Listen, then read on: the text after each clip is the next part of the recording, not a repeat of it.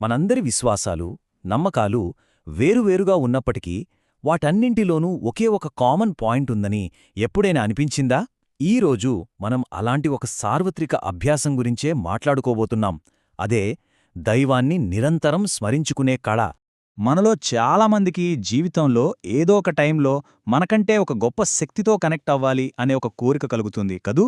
జీవితానికి ఒక అర్థం కోసం, ఒక లోతైన బంధం కోసం మనలో చాలామంది వెతుకుతూనే ఉంటాం. ఈ అన్వేషణ మనందరిలోనూ ఉండేదే. అయితే ఆశ్చర్యమేంటంటే, ఈ విశ్వవ్యాప్త అన్వేషణకు ప్రపంచవ్యాప్తంగా ఎన్నో సంప్రదాయాలు, ఎన్నో తత్వశాస్త్రాలు ఒకే రకమైన సమాధానాన్ని ఇస్తాయి. ఆ సమాధానమే నిరంతర స్మరణ, అంటే మనస్సుని ఎప్పుడూ దైవం వైపు మళ్లించి ఉంచడం. సరే, మరి దీని గురించి కొంచెం లోతుగా చూద్దామా? ఈ నిరంతర స్మరణ అనే కాన్సెప్ట్ వేర్వేరు సంప్రదాయాల్లో ఎలా కనిపిస్తుందో ఒకసారి చూద్దాం. ప్రతి మార్గానికి దానికంటూ ఒక పేరు, ఒక ప్రత్యేకమైన పద్ధతి ఉన్నాయి. ముందుగా ఇస్లాంలోకి వస్తే దీన్నే ధిక్ర్ అని అంటారు. ఇది కేవలం దేవుడి పేరుని పదే పదే చెప్పడం మాత్రమే కాదు, దేవుడి ప్రేమని, సాన్నిధ్యాన్ని పొందాలనే ఒక లోతైన కోరిక అన్నమాట. నిజానికి దీన్ని ఇస్లాం యొక్క ఆత్మగా భావిస్తారు. అలాగే సిక్ మతంలో మరియు సెంత్ మత్ మార్గంలో దీన్ని సిమ్రన్ అని పిలుస్తారు. ఈ పదం మన సంస్కృత పదం స్మరణ నుండే వచ్చింది. దేవుడి నామాన్ని ధ్యానించడం ద్వారా ఆత్మను శుద్ధి చేసుకోవడం, ఆ తర్వాత మోక్షాన్ని సాధించడం, ఇదే దీని ముఖ్య ఉద్దేశ్యం. ఇక హిందూ మతంలో, ముఖ్యంగా స్వామినారాయణ సంప్రదాయంలో సాధన అనే పదం మనకు కనిపిస్తుంది. ఇది చాలా విస్తృతమైన పదం. జీవితానికి అంతిమ లక్ష్యమైన మోక్షాన్ని సాధించడానికి మనం మనస్సుతో, మాటతో, చేతలతో చేసే ప్రతి ఆధ్యాత్మిక ప్రయత్నం కూడా సాధన కిందికే వస్తుంది. ఇంకొక అడుగు ముందుకేసి కృపాలు మహారాజు బోధించిన భక్తియోగాన్ని చూస్తే ఇక్కడ స్మరణ అనేది ప్రేమతో, భక్తితో ముడిపడి ఉంటుంది. అంటే నిస్వార్థమైన ప్రేమతో ధ్యానం ద్వారా దేవుణ్ణి ఎంతో ప్రేమగా గుర్తుచేసుకోవడంపై ఈ మార్గం దృష్టి పెడుతుంది. చూశారు కదా, ఇస్లాంలో ధిక్ర్, సిక్కు మతంలో సిమ్రన్, హిందూ మతంలో సాధన, భక్తియోగం. పేర్లు వేరుగా ఉండొచ్చు, పద్ధతులు కొంచెం అటూ ఇటుగా ఉండొచ్చు, కాని అన్నిటి వెనుక ఉన్న ఆత్మ, ఆ భావన మాత్రం ఒక్కటే. దైవస్మరణ ద్వారా సాన్నిధ్యాన్నో, ఆత్మశుద్ధినో, మోక్షాన్నో లేదా దైవానందాన్నో ఏదో ఒకదాన్ని పొందడమే అంతిమ లక్ష్యం. సరే, ఇవన్నీ బాగానే ఉన్నాయి. కాని అసలు ఈ స్మరణ ఎందుకు చెయ్యాలి? దీని ఉద్దేశమేంటి? దీని ఆచరించడం వల్ల మనకు నిజంగా ఏమొస్తుంది? ఇప్పుడు ఆ వివరాల్లోకి వెళ్దాం.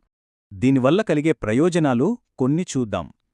మనసులో ఉన్న చింతలు, కంగారు పోతాయట. ఆనందం, సంతోషం, బలం వస్తాయి. మన హృదయం మీద పేరుకుపోయిన మలినాన్ని ఇది శుభ్రం చేస్తుంది. పాపాలను కూడా తొలగిస్తుందట. అన్నింటికన్నా ముఖ్యంగా దేవుడితో ఒక దగ్గరి బంధాన్ని, ఒక స్నేహాన్ని ఏర్పరుస్తుంది. మన హృదయంలోకి ఒక వెలుగును, ఒక కాంతిని తీసుకొస్తుంది. ఇబ్న్ తైమియా ఎంత అద్భుతంగా చెప్పారో చూడండి. చేపకి బ్రతకడానికి నీరు ఎంత అవసరమో, మన హృదయానికి దైవస్మరణ కూడా అంతే అవసరం. అది లేకపోతే నీటి నుండి బయటపడ్డ చాపల్లాగే మన పరిస్థితి కూడా ఉంటుంది. ఇక్కడే ఒక పెద్ద ప్రశ్న వస్తుంది, చాలామందికి వచ్చే సందేహం కూడా. అదేంటంటే, మోక్షమనేది మన స్వంత ప్రయత్నాల వల్ల వస్తుందా, లేకపోతే దైవం యొక్క అనుగ్రహం అంటే కృపా వల్ల వస్తుందా? ఇదొక పెద్ద ఆధ్యాత్మిక పారాడాక్స్. దీనికి సమాధానం వెతికే ప్రయత్నం చేద్దాం. స్వామినారాయణ సంప్రదాయంలోనే మనకు ఈ రెండు విరుద్ధమైన వ్యాఖ్యలు కనిపిస్తాయి. ఒకవైపు ఏమో మోక్షం కావాలంటే మన ప్రయత్నమే అన్నిటికన్నా ముఖ్యమంటారు. కాని ఇంకోవైపేమో అది మన చేతుల్లో లేదు, కేవలం ఆ దైవం అనుగ్రహిస్తేనే సాధ్యం అని కూడా ఉంటుంది. మరి రెండిట్లో ఏది కరెక్ట్? దీనికి సమాధానం ఇదా, అదా అని కాదు, రెండూ కలిసి పనిచేస్తాయి. ఎలాగంటే, మనం ముందుగా నిజాయితీగా మనవంతు ప్రయత్నం అంటే సాధన చెయ్యాలి. మన పట్టుదల, భక్తిని చూసి దైవం ప్రసన్నుడవుతాడు. అప్పుడు దేవుడు మనపై తన కృపను కురిపిస్తాడు. చివరికి మనకు మోక్షాన్నిచ్చేది ఆ కృప మాత్రమే. మన ప్రయత్నం కేవలం ఆ కృపను పొందేందుకు మనల్ని అర్హులుగా చేస్తుంది, అంతే. స్వామినారాయణ చెప్పిన ఈ ఉదాహరణతో మనకింకా బాగా అర్థమవుతుంది. ఈ సంసారమనే సముద్రాన్ని దాటాలనుకునేవాడు తన సొంత చేతులతో ఈదాలనుకోవడం అవివేకం. అదే ఒక జ్ఞాని అయితే దేవుడి కృప అనే ఓడను ఆశ్రయించి సులభంగా సముద్రాన్ని దాటతాడు.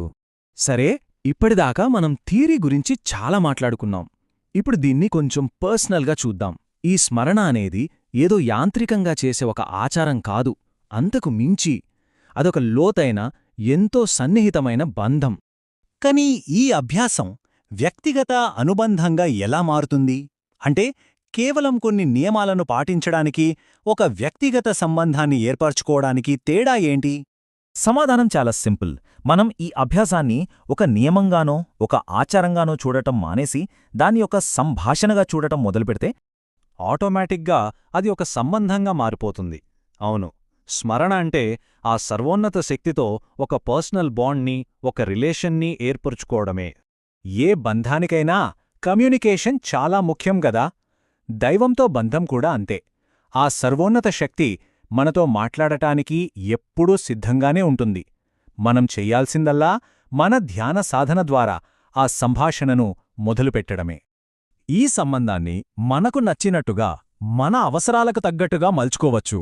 ఉదాహరణకు, మనకు అమ్మలాంటి నిస్వార్థమైన ప్రేమ కావాలనుకోండి, సర్వోన్నత శక్తిని తల్లిగా భావించి ఆ ప్రేమను పొందవచ్చు. లేదు, ఒక తండ్రిలాంటి ధైర్యం, సపోర్ట్ కావాలంటే అలా కూడా కనెక్ట్ అవ్వచ్చు. ఇది పూర్తిగా ప్రేమ, స్నేహం మరియు మనది అనే భావనతో నిండిన ఒక అద్భుతమైన బంధం. కాబట్టి ఒక్కసారి ఆలోచించండి, ఈ స్మరణ అనేది కేవలం ఒక పద్ధతి కాదు, అదొక ఆహ్వానం. దైవంతో నేరుగా సంభాషణను ప్రారంభించడానికి మనకు దొరికిన ఒక అవకాశం. మరి ఆ సంభాషణను మొదలుపెట్టడానికి ఇంకెందుకు ఆలస్యం?